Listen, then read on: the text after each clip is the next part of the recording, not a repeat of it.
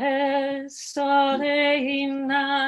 el heharim mehayin yavo esri Esarehinai el heharim mehayin yavo esri Esri me'im Adonai ose shamayim va'aretz Esri me'im Adonai ose shamayim va'aretz yalai lalai lai Alai, lalai, lai, ai, lai, lai, ai, lalai, lai, ai, lai, lai, lai, lai. Ya, ai, lai, lai, lai, ya, lai, lalai, lai, alai, lai, ai, lai, lai, lai, ai, lai, lai, lai, lai. Ya, lai, lai, lai, lai, lai, ai, lai, lai, lai, lai. Yai, ay, ay, ay, ay, ay, ay, ay, ay, lay, lay, lay, lay, lay, lay, lay, ay, ay, lay, lay, lay, lay.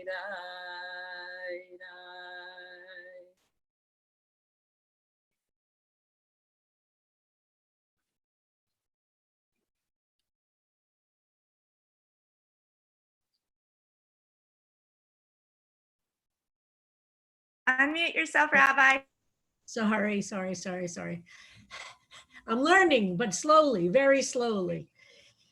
So welcome, friends, to our second week of studying Psalms together, the book of Sefer Tehillim, the book of Psalms. And it's been so moving to me to be studying with you. And as I said last Thursday, today's class will be 45 minutes so that we have a little bit more time together. And then we're going to leave the room open for 15 minutes if people want to talk among yourselves. And then at 11, the room will close because then the CBST is using this room for another class or meeting. I'm not sure exactly what. So to remind us, the book of Psalms, 150 chapters or 150 Psalms make up the whole book. We're starting, as I said, on chapter number 1. And I found out that a colleague of mine, a beautiful singer and composer, Yaakov Shir Felt. Do you know him, Judy? Mm-hmm. Yes. So he started this weekend with a project, and maybe we'll find a way to link everybody to it. Every day he's going to work with each psalm and write a melody for each 150 psalms. He started this weekend. So I think today he's on Psalm 3. So it's fascinating. He has the same impulse that we have in this time to move through all 150 Psalms in his way. He's a beautiful singer and a beautiful composer of melodies. And we will link it to everybody so that you can hear as we're studying, you can go through his journey. He's going a little faster than we will because I think he's really trying to do a psalm a day. But what a beautiful project, and he's really a beautiful composer. So we're going to start by reading, as we will start every day, reading the psalm, and then reading it first in Hebrew and then in English. I've realized I've gotten some feedback that people have experienced me as being too close to the camera, which I'm going to try and stay a little farther back. But I realize I have progressive lenses on my glasses, and so it's hard for me to see people at this particular distance through the top of my glasses. And sadly, my reading glasses are in CBST. So I'm hoping to get in there to get the glasses back because it'll make this particular distance more comfortable for me. But I'm going to stay a little farther back, but unfortunately it means you're all a little blurry. Unless I go like this, which I don't want you to have to look up my nose. It's a complicated thing we're learning to do. So we're going to start with the first book, for the first psalm. We're going to say it in Hebrew together, and then in English or whatever translation you have. Ashrei ha'ish asher lo halach ba'atzat risha'im u'v'derech chata'im lo amad u'v'moshav leitzim lo yashav. Ki in b'torat Adonai cheftzo u'v'torato yegeh yomam v'layla. Vaya ka'etz shatul al palgei mayim asher piryo yiten be'ito ve'alehu lo yibo v'chol asher ya'aseh yatzliach. Lochen harisha'im ki'im kamotz asher tidfenu ruach. Al ken lo yakumu risha'im b'mishpat v'chata'im ba'adat tzadikim. Ki yodea Adonai derech tzadikim v'derech risha'im toved. And I see there's an English on the screen. That's one version, and everybody can read whichever version you have. Fortunate is the man who has not walked in the counsel of the wicked, and in the way of the sinful they have not stood, and in the seat of the scornful she has not sat. But only in the Torah of the Holy One is her desire, and in her Torah he meditates day and night. She will be like a tree set into the ground near streams of water, which yields its fruit in its season, and whose leaf never withers. And whatever she does, she will succeed. Not so those who ignore the teachings of the Holy One, who are like chaff which the wind will drive away. Therefore, the wicked will not stand up in judgment, nor those who miss the mark in the assembly of the righteous. For the Holy One regards the way of those who try and do good, and the way of the wicked will be lost. All right, let's go back, and we're going to now go through each verse and see if we can move through verse 4 at least, and maybe 5 today. Ashrei ha'ish asher lo halach. Remember in verse number 1, we see this, this development of a stage that, and we're going to keep coming back to this question. And remember, all translation is interpretation. And you, at the end of each psalm, by the way, I'm going to ask each of you to rewrite the psalm in your own words. So you'll see that the goal ultimately of saying the psalms is finding in which way they have meaning for us personally. Can I go back to the gallery screen? How do I do that, Sasha? I like seeing people, not the text. We're going to invite CBST to unshare their screen. Okay, thank you. I like to see people, and I want to make sure everybody can, if that's okay. We'll experiment with different ways of doing this. So the first verse is telling us, Ashrei ha'ish, which can be translated as we've seen in many, many different ways. A person should be praised, or a person will find happiness, which to our ears might sound superficial. So let's find a deeper word than happiness. Whatever that is, a sense of depth, a person will find commitment.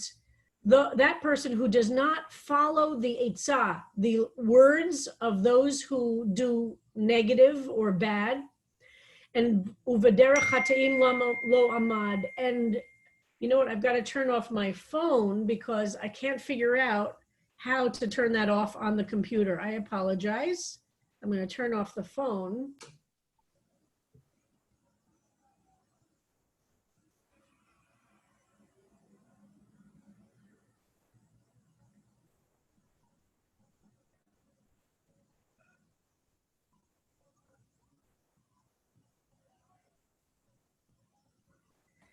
Of course, it won't turn off. This is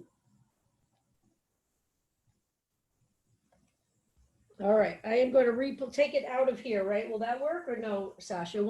Yeah, you can put it in another space and we'll troubleshoot that for another day. Meanwhile, while she's doing that, I'm just gonna repost where where you can find the recordings of these every day at this link in the chat, just so you know. Oh, thank you so much for that.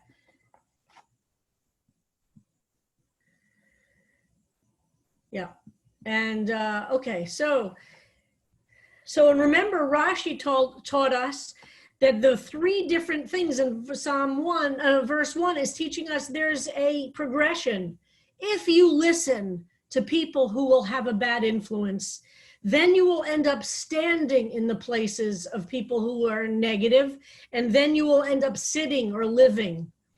There's a concept in Judaism called mitzvah goreret mitzvah. If you do something good, it will lead you to do more good things. And avera goreret avera, that if you do bad things, it will lead you to do more bad things. And that's what this psalm is teaching us, according to Rashi, that the first verse is teaching us that there's a development, there's a slippery slope to life. And once you start listening to evil things and taking them seriously, then you stop and you stand in those places, then you sit and then you live. Verse 2, but rather, ki im b'torat Adonai, but rather you should seek out, chefzo, yearn for, seek out, aspire to the place of Torah, which is the contrast. It's not, doesn't only mean literally the book of the Torah. The word Torah can mean much larger than the books, but for sure they mean the books.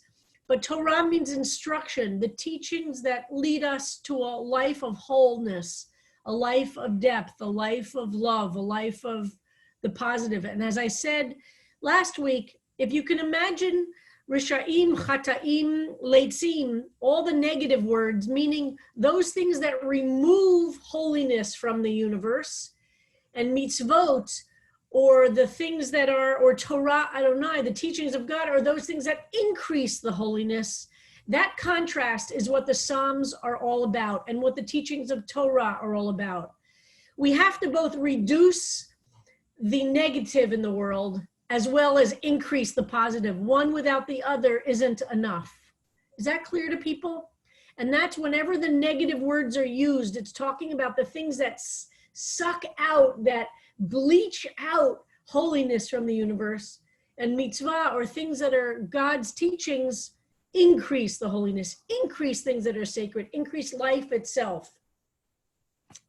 The next verse, verse 3, V'haya ka'et shatul al palge mayim asher pirya yiten be'ito, v'alehu lo yibol v'chol asher yaseh yatzliach. I want to talk briefly about the phrase v'haya. I mentioned last week I would get into that. And some folks pointed out to me that I might have done too much Hebrew in the couple of the sessions, and I apologize if that's overwhelming for people for whom the whole thing is new. So I'm not going to do too much of it, although I know some of you really love the geeky biblical Hebrew stuff. But I will say this. This is a very special biblical form. The sentence that begins with that vav, which in modern Hebrew just means the word and, A-N-D. In biblical Hebrew, it has the power of transformation. The vav, in the beginning of a biblical sentence, takes the verb to which it's attached, and in the simplest way of putting it, and I know you Hebrew geeks will challenge me on saying it this simply, but I'm going to use this level for right now. We'll get deeper and deeper, I promise you. By the 150th Psalm, we'll get very deep. It very simply, on the simplest level, it reverses the tense of the verb to which it's attached. It has the power of transformation. So the verb haya in Hebrew, on the simplest level in modern Hebrew, for instance, means was, as in the verb to be in English. It means was. So if I were to translate that really simply, it would say, v'haya, and he will be, or the person was, ka'etz, he was in the past tense, ka'etz asher shatul, like a tree which sticks, etc., etc. But because of the power of this biblical vav, or the word and attached to that verb, it turns haya, was, into the future, will be. Crazy, huh? It's like magic. It's magic. It's absolutely magic.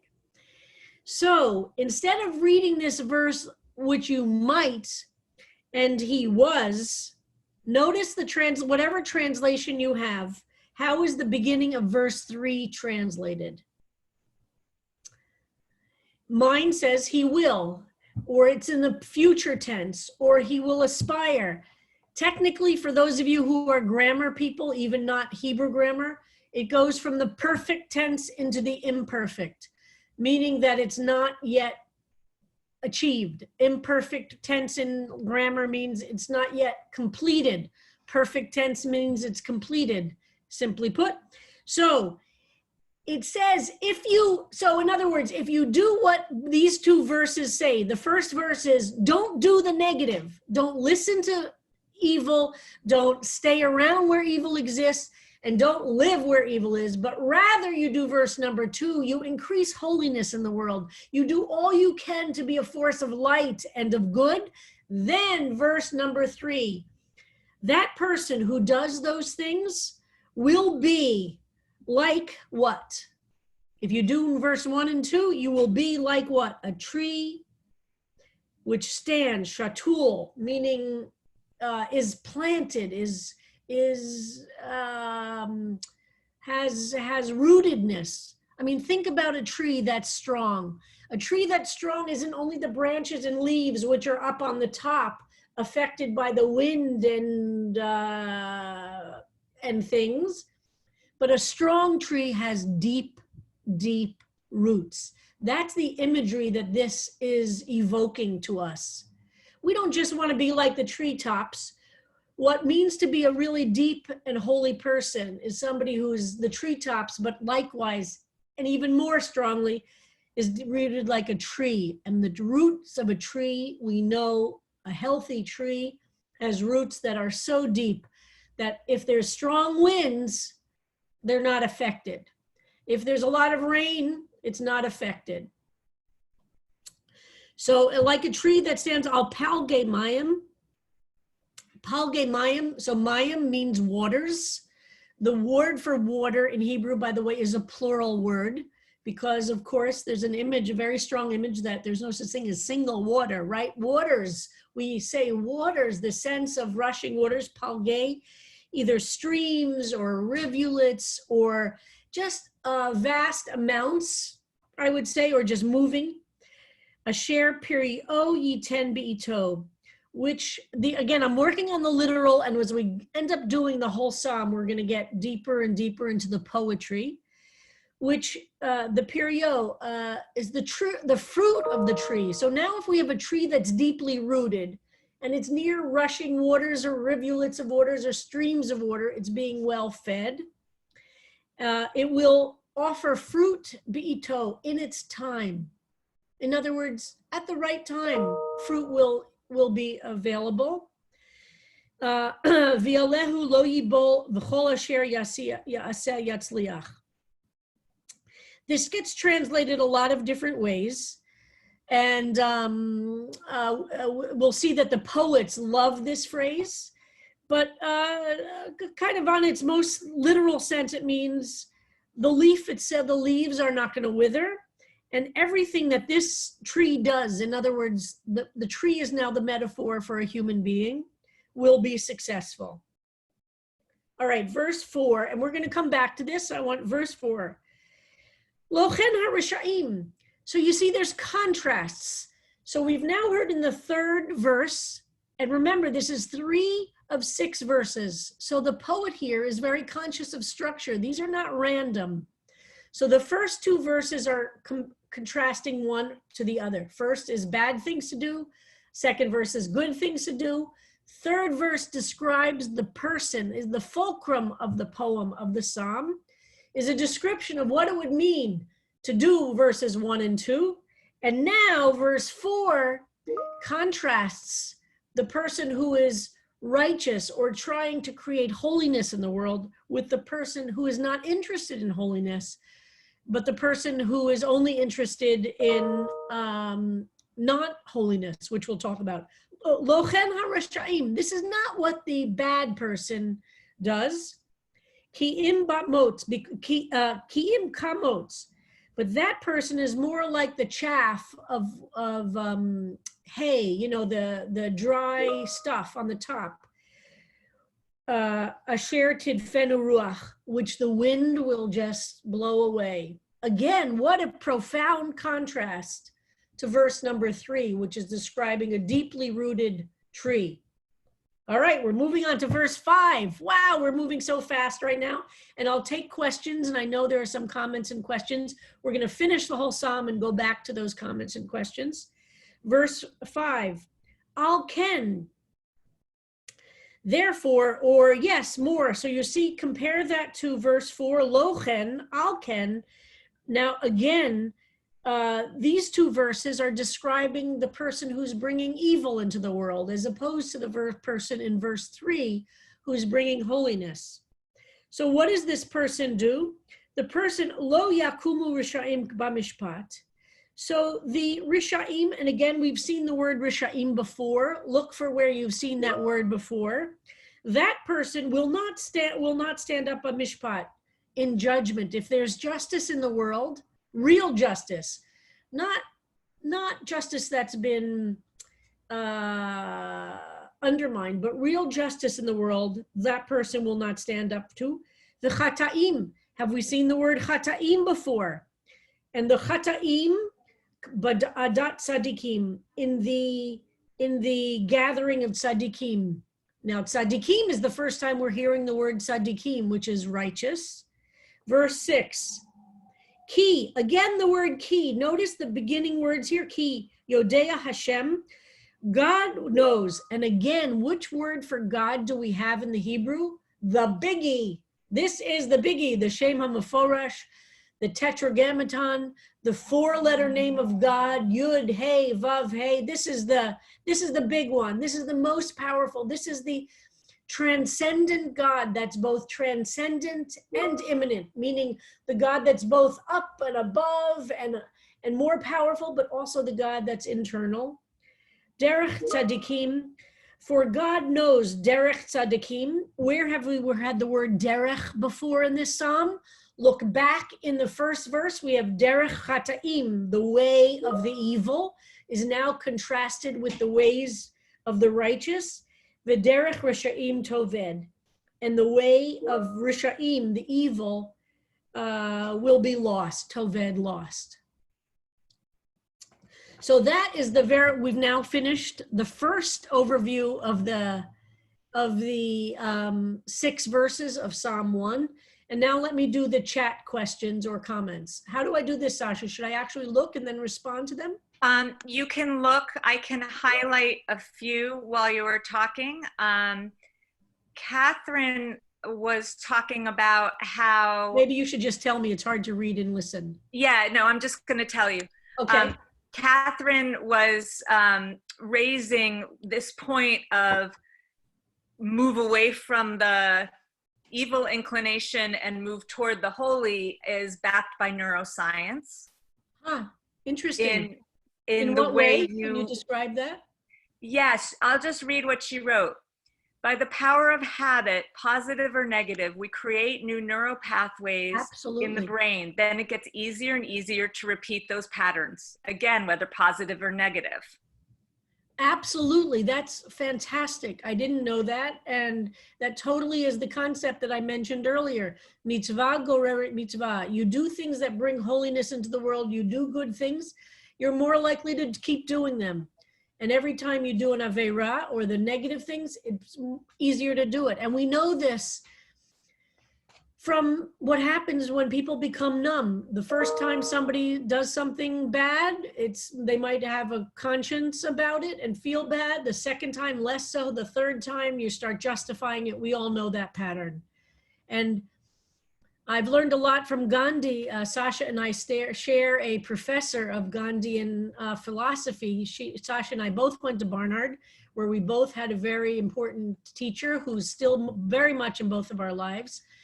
And I learned this also very much from my Gandhian, for me, Gandhian philosophy is very, very important to me. But the concept that everything you do actually matters. How you behave in private and how you act privately has an impact on how you'll be publicly. And it doesn't mean bad people in the same way. Look, those of us who are LGBT and grew up in times where we were told we were bad because we were LGBT, we're uncomfortable sometimes with the words like bad and good.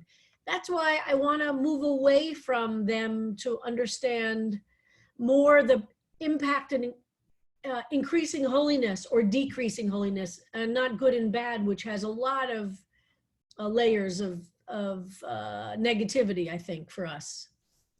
So thank you. And maybe this is true for other people in other fields.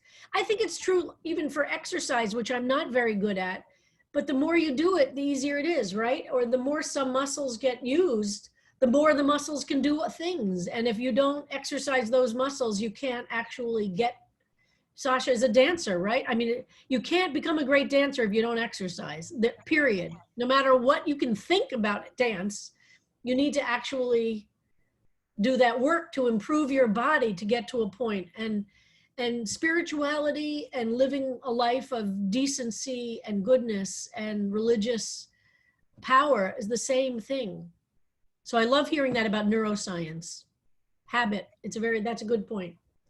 What's the Yes, next thing? and I'll just add that Lisa added, that's why some people are addicted to anger or being abusive, that they've gotten in a cycle of that. Right, and hard to break cycles. And I think Yes. this, yeah. And inertia, Nora is saying in physics.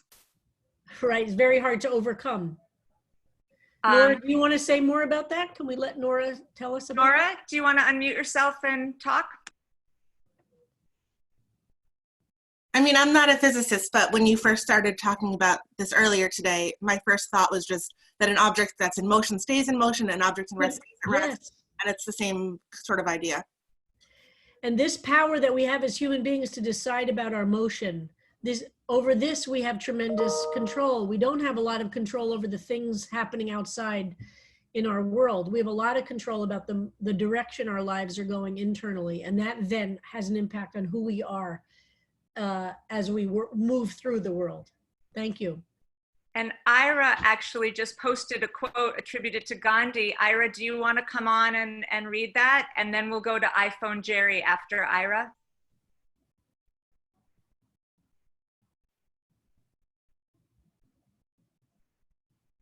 Go ahead, Ira. You're unmuted. Okay, I don't hear Ira.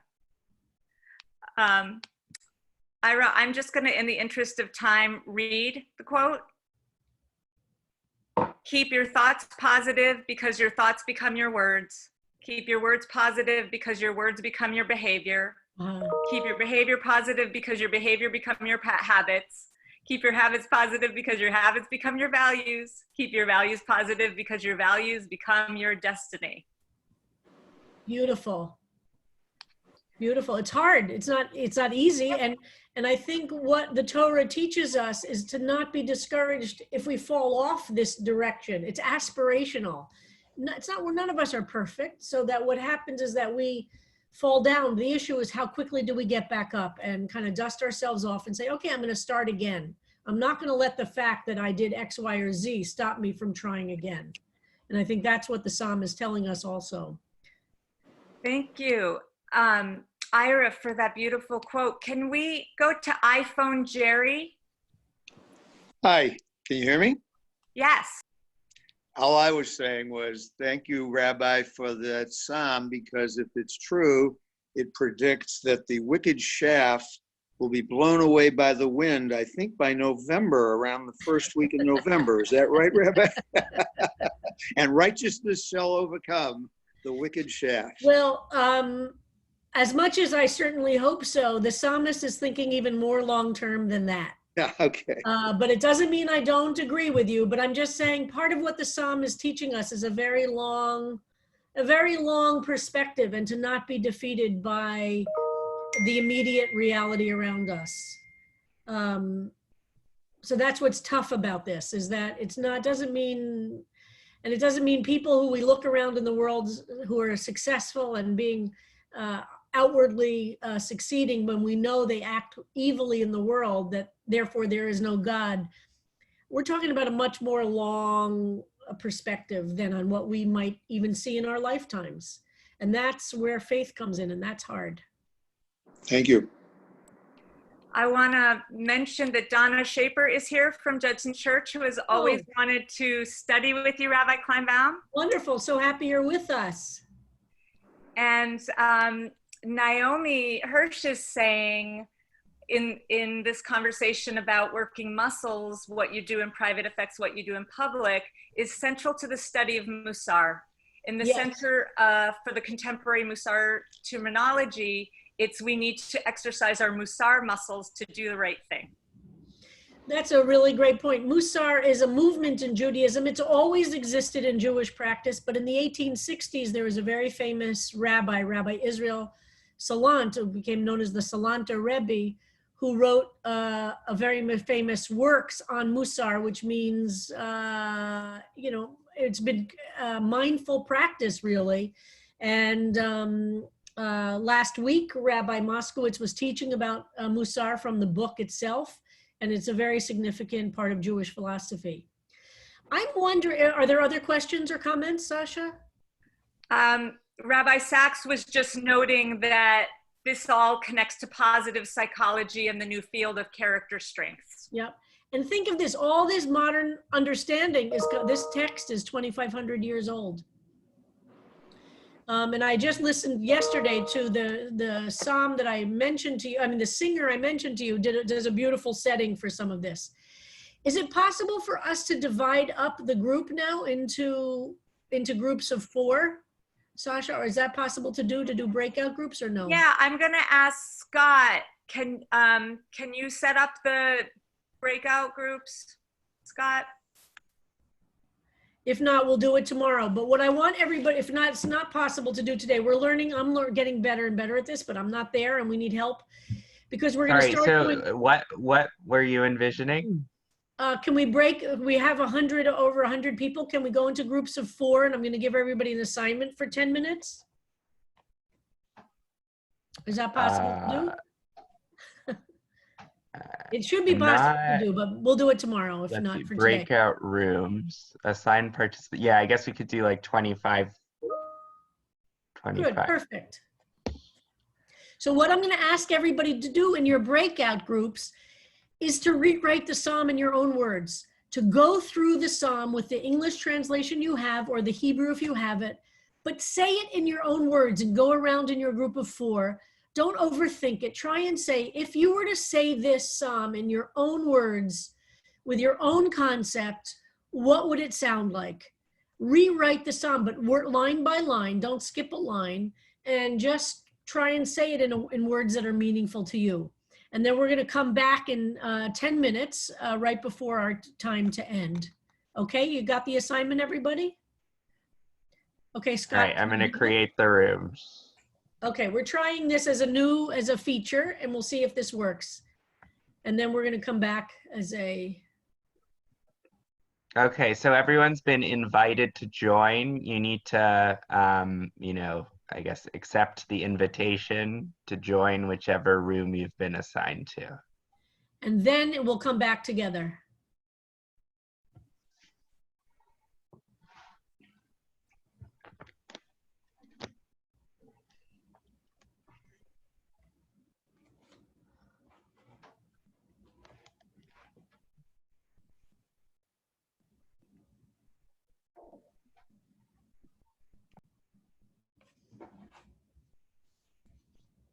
It doesn't mean it's hard work. It means we're living a life that includes lightness and joy and happiness and relaxing and sleeping and watching TV and all of that, but it's all kind of lichvod, in honor of, in moving us aspirationally. It's not all heavy-handed.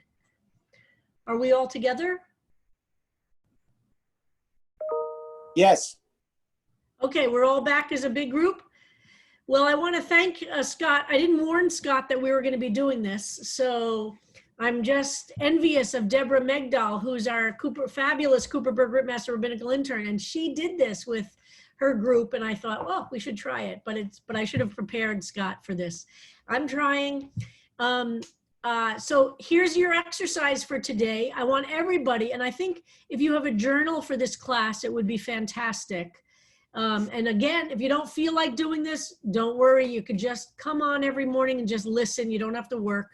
But if you would like to try and do what we did a taste of, to take the Psalm, 6 verses, and rewrite them in a way that's meaningful for you, I would love that. And if tomorrow anybody would like to share them, that would be fantastic. But today, does anybody have one that they would like to share that you were able to pull off that you could share with all of us? Could you raise your hand and then Sasha can unmute you?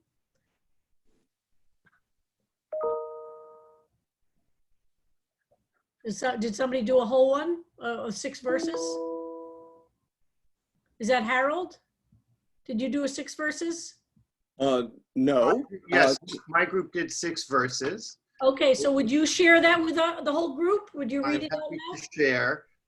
Want to be happy? Don't walk with the wicked, stand with the sinners, or sit with the scornful. Take delight in the teaching of the Lord and study the Lord's words day and night. You will be like a tree planted firmly with its roots in the water, that is fruitful in the spring and whose leaves don't wither. Whatever you try will succeed. Don't be like the wicked, dried up and fragile, that the wind blows away easily. They do not take part in the community. They will not survive scrutiny. Only what is right is permanent. Evil destroys itself and passes away. Wow, thank you for that. So again, spend today, if you have the energy for it, to try and do your own Psalm 1. And if I can figure out how to do this, I will send you Yaakov Shir Felt, the singer, composed yesterday. He did Psalm 1, I think. And he has a very interesting translation of the verse 3. And he set verse 3, which, as I said, is the fulcrum verse, the middle verse. You can see verses 1 and 2 build up to it, and verses 4 and 5 and 6 go down from it.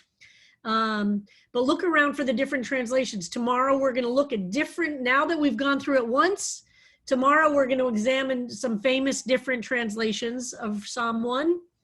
And let's end today's study. Judy, would you lead us in singing? And I'll end with a prayer as well, but let's lead with some, end with some singing. Sure, How did the thank you. 45 minutes work with everybody, okay? Great.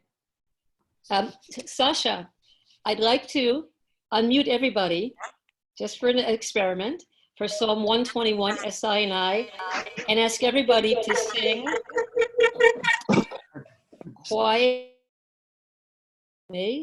Let's see how we sound together, quietly and slowly. Okay, SI and I. Okay, I'm unmuting everyone. If you have a phone near your computer, please move it away so that it doesn't echo. Now, again, slowly and quietly. It may be a bit cacophonous, but it'll be cacophony with joy. So let's try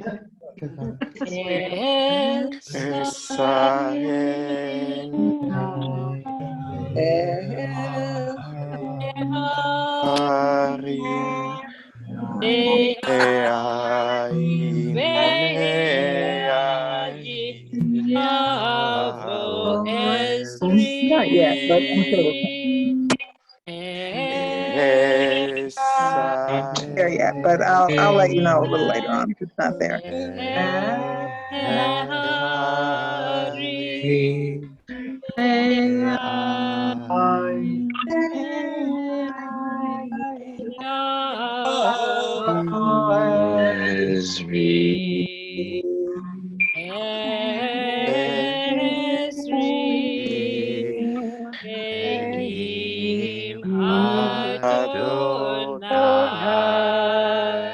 Okay, that sounds great. And send